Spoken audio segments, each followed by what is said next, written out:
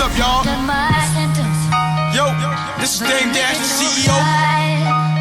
Here to welcome y'all to the Hip Hop Motivation Radio. Were those new? It's like a new thing, a boot sneaker? King James. Does he play ball in those? Nah, it's like a new. So when would LeBron wear those? When he's hiking? He's not a professional hiker. Like a snow rain or something. He doesn't play ball in the snow. No, just walks around like snow boot, like ACG. So why would ACG mixed so you want to be like with LeBron when his feet are cold? I don't get it. Nah, it just was like. I would only wear LeBron's sneaker. That would be Sneaker? Yeah, because he's good at playing ball, not at hiking. That's not what he does. You know what I'm saying? I wouldn't wear his boots because he doesn't hike. No, they actually, I mean, that's logic. I got them because they're comfortable, man. Like on I'm just saying, where I'm from, at least from my perspective, not everyone's, but the way I would approach things, if I'm gonna buy something with another man's name on it, it's because he's the best at what he does when he wears that. Like, I'm not gonna wear Jordan. It's crazy because when I bought them, I didn't even know they was his boots. I just was like, yo. You just buy anybody? Any boot? Nah, sometimes it all depends, like what I was rocking. You are listening to Kenyatta with Hip Hop Motivation. You know, Kenyatta's been my barber for the last, how long? For 14 years now. Like 14 years. So, you know, he's in the barber shop every day when he would come and cut me. So he hears all the bullshit, or he hears all the things that people say in the barber shop in a day, which is exaggerated based on propaganda. And he gets to actually see what is really going on. And he, with all through those years, he got to see my perspective on it. And a lot of arguments in the shop, a lot of back and forth. I'm telling people, trying to show them and tell them that, you know, Dame is good, Dame's doing well, and they're not believing it, and they don't get it. They don't get how he's doing well if the media is saying that he's doing bad. So it was a lot of back and forth for many years until I just stopped, man. I was like, man, until they see him. Now they see him. So. What happened was you started to document it. Right. You know, and he documented it, and I was like, yo, I'll let you document it because he also had some other challenging and defining things happen with him, which you'll express at another time. And, you know, because of that, because he's always been like a stand-up guy and he's an entrepreneur within himself, so I always treated an entrepreneur equally. Right. And, you know, through the years, you start to trust the person. And I've told him, like, yo, you know, you could take me if you want to make a book, right? I don't mind. So he started to interview me and tape me, and, you know, we have a lot of that. So he has a book coming out, a movie coming out. We have a lot of things. The Secret to Balling. So, you know, here we are. You are now tuned in to Hip Hop Motivation. What we're going to get to right now is, you know, there's a lot of questions about the things I've said that you guys have seen virally. And again, I'm always open for a discussion. At some point, we'll start doing live streaming so I can talk directly again, as long as the people keep it perspective and they have a perspective. I welcome a challenge in my perspective because as a man, if I don't know something, I feel like if I'm enlightened, it will make me better. So, you know, you got some questions for me? Yeah, I mean, the first question is a question that I've been meaning to ask you over the last few years is how do you deal with so many lawsuits and so many people saying that you owe them money, and you're not, you know, I mean, how do you deal with that? I understand the question. Yeah. Well, first, I'm sure there has to be a commercial break. You know, we could talk all day, so, you know, stick around and we'll be right back. Yeah, we'll get back. At some point, we also get into some music because I also love music. I love a lot of things. I like art, music, all kinds of stuff. And, you know, a lot of people don't like to hear me talk, so they could just turn the channel.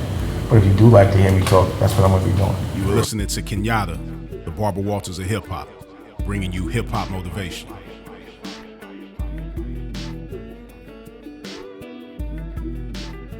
Yeah, so we're back, Hip Hop Motivation Radio, and my question is, how do you deal with so many lawsuits and people saying that you owe them money?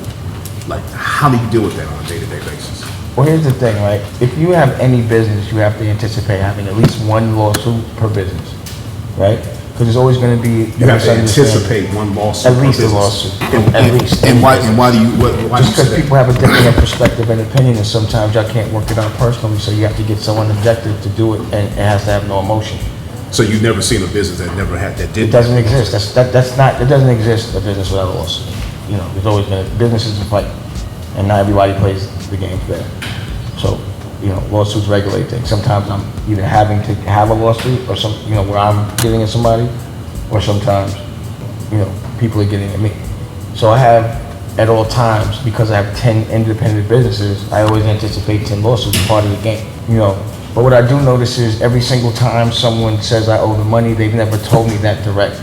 You know, they've never had a direct conversation with me. So what I have to think is, and it's usually amongst our culture, when we start to sue each other, like I have a currency lawsuit, and, you know, Beanie says I owe him money and all these things. Like, again, they've never told me that. And when I talk to them, I never spoke to Beanie since I've heard that. I never even heard the interview where he said it. Right. But I get so many questions from other people worrying about that man's pockets that I'm now thinking, like, why does he think I owe him money? If he even does. I don't know. He has never said it to me, so I don't know that. I don't have no lawsuit from him. And hopefully he gets well soon. You know, I send him my regards. You know, even though we've had different perspective on things, I still wish him, you know, all the best. And if I have to love him from afar, you know, it is what it is. But I definitely wish him, you know, all the best and that it goes through, regardless of what. We got money together, you know. I suspect that it's always a lawyer, because lawyers always make money off the lawsuits, no matter who wins or loses. So, for example, with currency, when I would talk to him, he would say, I don't have a lawsuit, I have no problems. He would acknowledge everything. And even when we would get in front of each other, in front of the lawyers, we were supposed to have it all squashed. But as soon as a lawyer gets on the phone or sends an email, they don't want to squash it, they want to fight, which surprises me because I have no agenda of ever fighting another black man. I can't fight so hard. Sometimes you have to fight a guy to protect him. So his lawyers have since quit, the first ones. I don't even think they practice law anymore.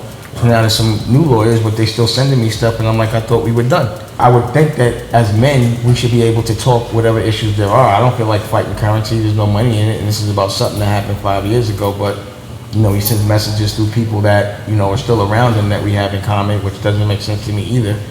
But that there is no problems, but yet his lawyer keeps sending stuff. And That it's a doesn't make black sense lawyer. to you because he can get right in contact with you if he needs to. I mean, it's just no, it's not, what is it worth? Like a conversation, you know? Right. There's no reason for two people to fight. And we could talk it out. You are now tuned in to Hip Hop Motivation. Court is the best way if you can't. If you can't Can't resolve it, come to if you can't be like, if you resolve can't it. be men enough to have a conversation, then yeah, you have to go to court. But I think currently, he seems cool enough to talk. I really don't know what his issue is. I thought we had a squash, but. I know you said that you told me that before. You said you went to court actually. Like that's something that you. I mean, that's therapy for you. You said court is therapy. Well, yeah, sometimes when people accuse me of things I'm not doing, we have to go through like a deposition. So I have to sit there. I'm allowed to sit in that room and hear them say whatever they have to say. They have to be there. There's no judge in there or jury. You get to talk. So you get to actually see the person that's accusing you of something. And again, I'm the kind of person, if I'm wrong and you can show me that perspective in a respectable way, I have no problem with it. But if the first time I hear about accusations from a lawyer, then of course the conversation after that comes from a place of defense. You know what I'm saying? So you have resolved things before going to court. Oh, if you are wrong, yeah. I mean, it's very rare that I'm wrong. I just think sometimes people don't understand business, you know, and because they don't have an understanding of it, other people try to put a battery in other people's back to maybe overcompensate for something they're not doing. A lot, especially when we deal with creatives, they react in the moment that there's emotion, and you can never do anything when you're emotional. You know what I'm saying? Like Right. anything that you do emotional is usually wrong. You always have to be cool. If you could just wait a minute, you know, And let then all you the wind up chemicals. have to fix the emotion that you projected later on anyway. Yeah, and then it also like makes it where whatever you kind of was trying to communicate, if you were right, if you dealt with it emotionally, then no one listens because you did it all crazy. So with the point you were trying to make no one's even listening to it because they're just going with the fact that you offended everybody based on your emotion. And sometimes you could be wrong. Right. You know, but that's just my From perspective. emotions where threats come in, that's where the fights come in, that's where all the nonsense comes That's in. all overcompensation. It's overcompensation. We're gonna pay some bills. You're listening to Kenyatta, the Barber Walters of hip hop, and Damon Dash with Hip Hop Motivation Radio. We'll be right back. I'm telling you now, currency, if you have an issue, work it out. Stop being so secretive about it. Okay. Call me, we can talk. You're a black man, you're a friend of mine. I don't know why it has to be lawyers, whatever it is. And I'm sure the money is short. It can't be over 100 racks. It can't be over 200 racks. Like, why sue somebody that's trying to help you over if you're the misunderstood? But also, I also sued them back. I have a $5 million lawsuit against Warner, against Currency's manager, against Currency's lawyer, against Joey. That was part of Joe I, whatever his name is. You know, that was part of all of that. Like, I also sued them, but nobody talked about the fact that I sued them back. You know what I'm saying? Like, they sued me, but I sued them for suing me. You know what I'm saying? Because it was torturous interference. Like, they knew he was in business with me. So they weren't supposed to offer him a deal in the first place. They offered him a exclusive deal knowing he had business with me. That's torturous interference. I think people don't understand torturous interference. They're not supposed to. I don't care. Yeah. You know, I'm saying it now, so you can. I'm talking about it, but if you don't, you don't. Everyone else that's talking about That it happens doesn't. often. It always happens. Leor got sued for torturous interference and lost. That's the reason why he had a war with Universal, was because Universal wasn't going to cover him if he lost. So that's why he went to Warner, to just spite Universal. That was the big deal with Jay-Z, to get Jay over to Warner. And that was where that big, you know, it was like Jay was a trophy. So it was like whoever got Jay won. It was really funny to me how they were moving him around like that. And that was when it was like, you know, they were like whether Jay was going to sign with Leor and Warner, or whether L.A. Reid was going to, you know, L.A. didn't want to do it. He wanted to do it with me because he's a businessman. He knew how it was because he went through it with Babyface. You know what I mean? So it was like a surprise to us that he even took the deal. But L.A. was the one that actually told me that Jay was like, yo, I'm not going to do the deal unless Damon's not involved, you know. And I remember because Jay threw a birthday and Leor was there and everybody thought he was going to do the deal. So we were all happy, like, he's done. Who cares? Just keep doing Rockefeller. But then, and L.A. didn't show up. You know what I'm saying? So I was like, oh, shit. You know, I even showed up out of respect because, you know, it was just business to me. I didn't care. And I remember getting a call from LA, like, I don't believe it. He wants the deal. But he said, Jock, as long as you and Biggs aren't down, he'll take the deal. That's the only way he'll take the deal. But I've been instructed I got to take the deal. Doug Morris said I got to take the deal. I was like, all right. But he said, I'm going to look out for you. I'm going to make sure you got your own deal, though. You just can't use the name. And I was like, all right. That's why I always respected LA for that. Yeah, definitely. You know what I'm saying? We're going to go into a commercial. We'll be right back.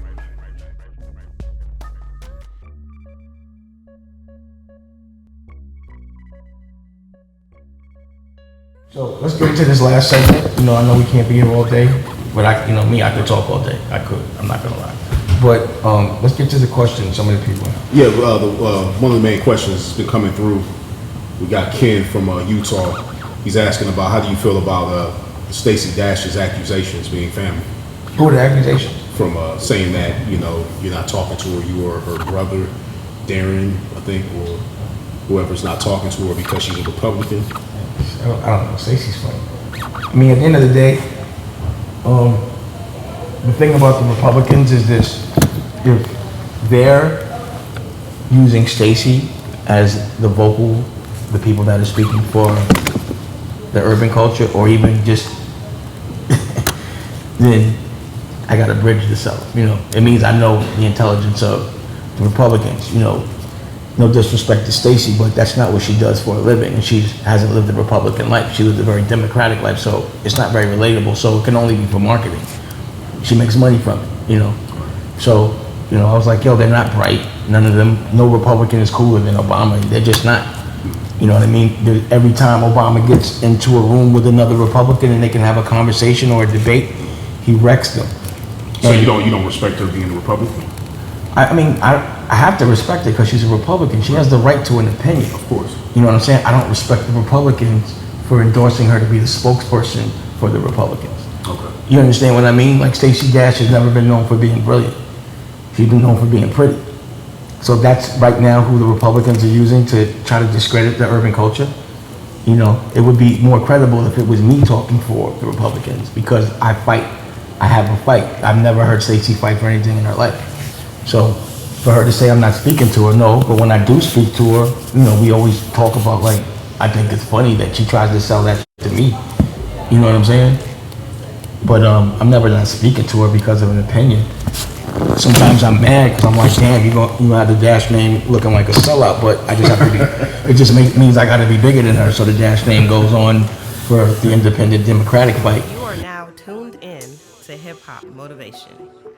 Because at the end of the day, independence is what America's built on. That's the reason. That's why we celebrate July 4th.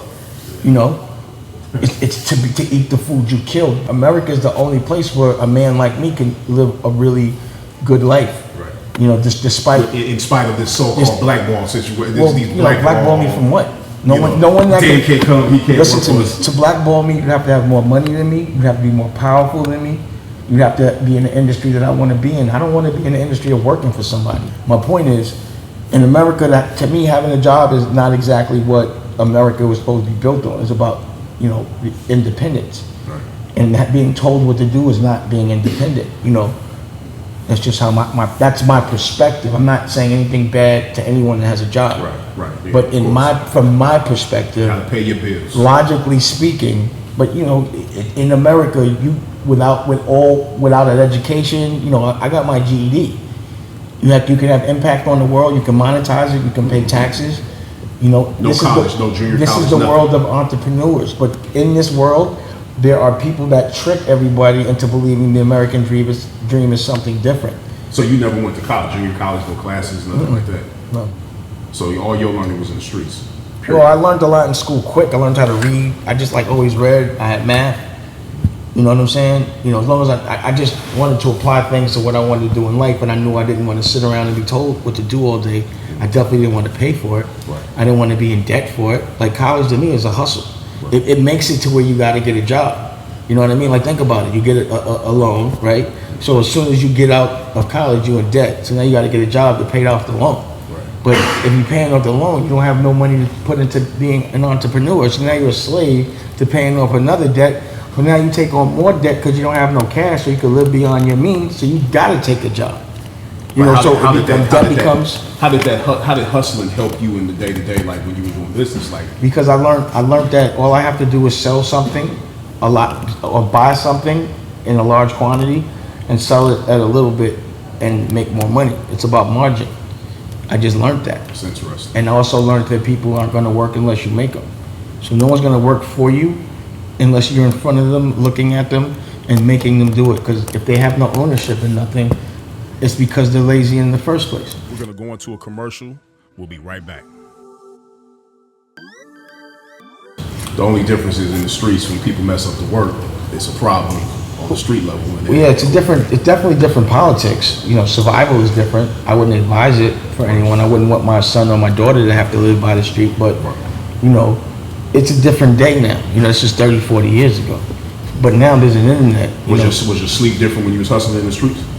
Well, I was so young, man. The thing about when you're younger is you don't really think too much about the future.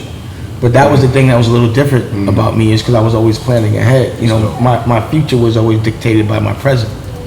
You understand what I'm saying? So I was always planning ahead. So, you know, my present is always dictated by my past. So in my present, I'm always trying to with my future. In my present, I'm always investing in my future. You understand? If you can keep up with what I'm saying. It's not like, you know, I wasn't slipping cocaine or nothing. When I start talking, they call it cocaine Dame, but I don't get how I don't slip cocaine. You know what I'm saying? But, you know, but that's just my approach. Again, that's my perspective. You are tuned in to Hip Hop Motivation with Kenyatta, the Barber Walters of hip hop, and Damon Dash. We're also going to go into some music for a little while. Independent, you know, independent music. I would like it to be independent, but being that we're on the radio, I feel like, you know, they got to pay the bills. But if I have anything to say, I would love to showcase some really independent group that I think can translate to pop culture.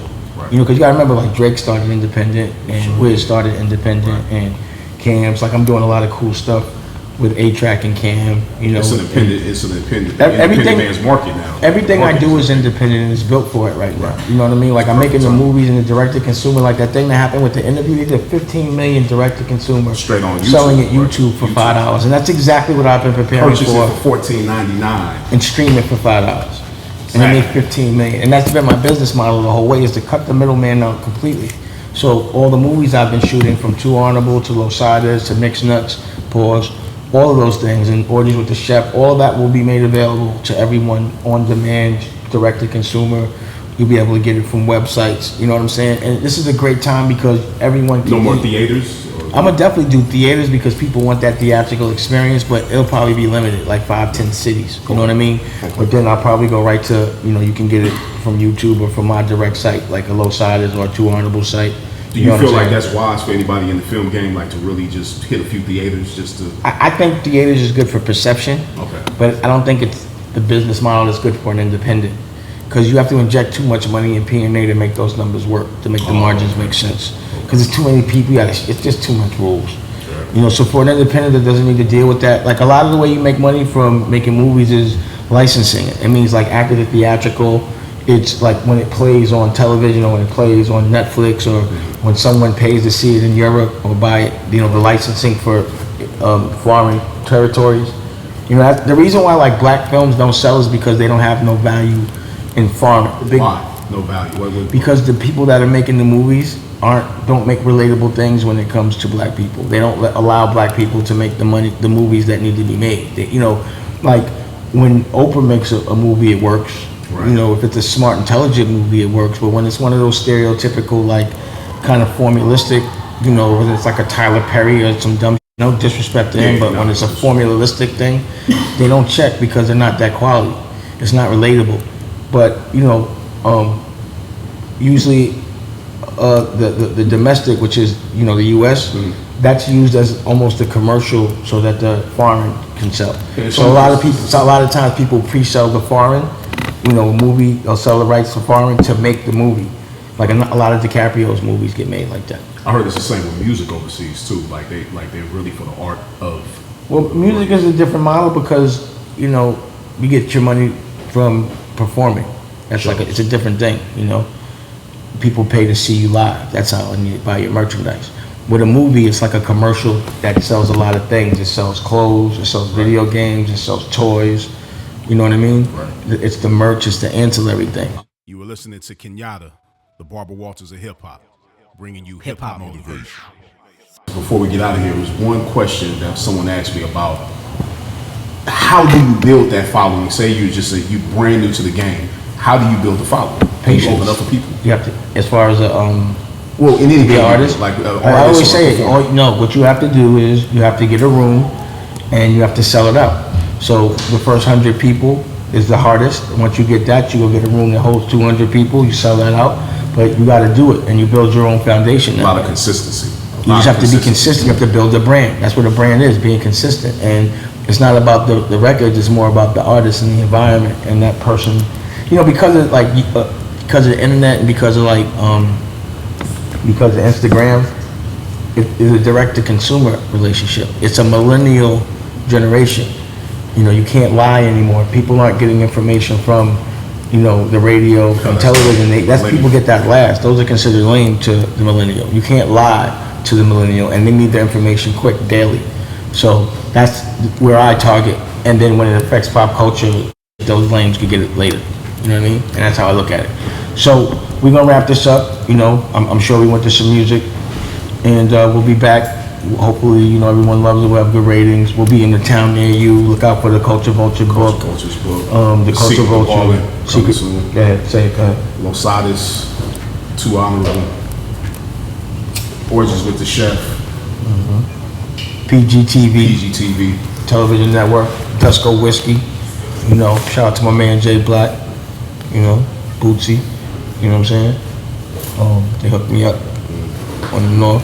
You know what I mean? We got a factory we got going on. They made this all happen. And everyone in Radio Land and everyone out there on TV too.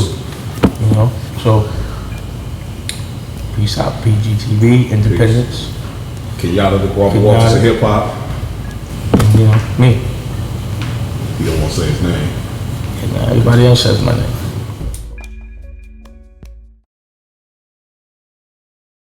Culture Vulture. You don't know shit about my culture. Get the out. Never thought they'd see this again. Here we go. Kill Kim in the building. Dipset, you know what it is. My man A-Trap. I feel something epic, no homo. Just play. Man, I'm that nigga, y'all. I ain't even lying. I'm running fashion, man, I ain't even trying. I see these fuck boys hating on me. Been in the crib 3 years, they still waiting on me. But I'm done with the front and I'm popping the trunk, then pressing the button, no stunting, I'm dumping and popping the pump, slumping the chump, I'm crying like onions. With a gun I am gifted, back up before I will happily lift. Popping the cap in the back of your cap, lifting your hat, my ass, I'm malicious. Mommy backed up and says she see the difference. You're mature, handsome, mixed with a lot of ignorance.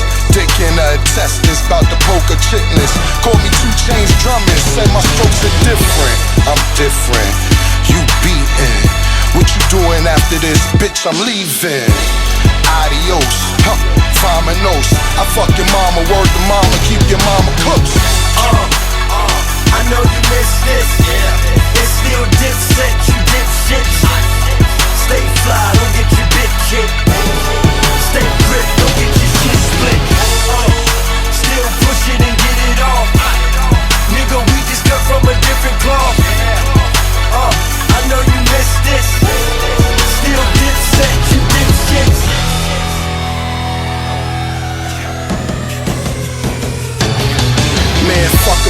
magazine, don't care what you cowards read. You ain't got to wonder, we like wonder with our bread.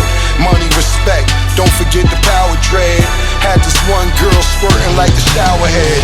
9 on the waist, 80 keys in the trunk. Stamp on the dope, 80 degrees of funk. Reebok money, 80 degrees in the pumps. Looking for me top floor, sweeter the Trump, baby. Cause of stupidity, send fire, humidity. No one in here is sick of me. Got the gift, no Christmas tree. Get the shovels, y'all, everyone digging me. I'm back to the future, still making history. I know you missed this. It's still dipset, you dipshits. Stay fly, don't get your bitch hit. Stay grip, don't get your shit split. Still pushing and get it off.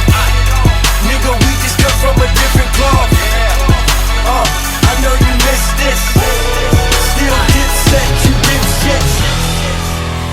I feel like rapping on this shit. First off, my name is Dame Dash. And I want to talk for a second if you don't mind. Let me just say one thing. I am from Harlem. And I'm back outside. And you know what that means? That means people eat. Cause I'm a Harlem nigga. And that's what we do. That means when we walk in the room, nobody's safe. We about to feel that pause. Harlem sticks together. So if you're feeling like number one, get ready to be number two. Cause we back. What's that shit y'all be saying? Fools go right. About to party, I might pop bottles. Might have to see Champagne Dame.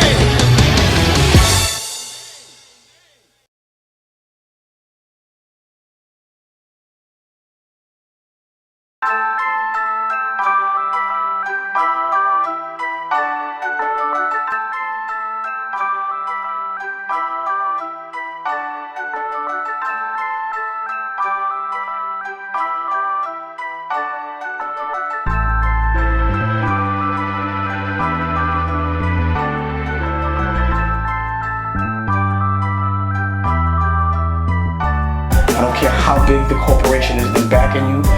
If it's not your money, you're not the boss.